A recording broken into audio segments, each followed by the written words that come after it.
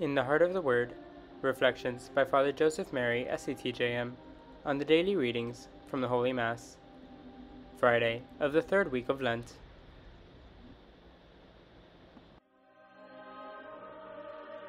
God bless you, dear family. Today in the Heart of the Word, the Gospel comes from Mark chapter 12, and Jesus is teaching in the Temple Mount.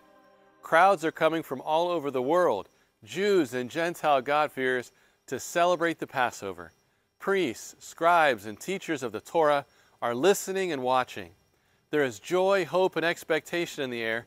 Jesus of Nazareth is teaching, and no one has ever taught like this before. Then someone asked the question that every pious Jew has ever wanted to have answered, and they finally have someone who can answer it. A scribe asks Jesus, "What is the first of all the commandments?" According to the ancient pre-rabbinical tradition, there were 613 commandments in the Torah. But what is the essential one? Wasn't it the first of the 10 commandments? Or was it to keep the Sabbath, since the Sabbath is the sign of the original covenant of God with all creation? Or was it circumcision, since one cannot inherit the blessings of Abraham without it?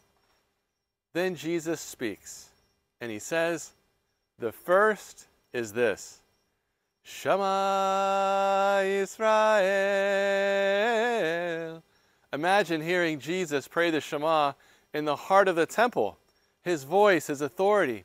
And he continues, "Adonai Eloheinu, Adonai Echad." The Lord our God is Lord alone, and you shall love the Lord your God with all your heart and with all your soul and with all your mind and with all your strength. And if that were not enough, Jesus continues, "The second is this." Notice his authority. "The second is this: you shall love your neighbor as yourself." There is no other commandment greater than these. Jesus quotes Deuteronomy chapter 6, verse 4, and Leviticus chapter 19, verse 18, and he reveals the very heart of the Holy Torah.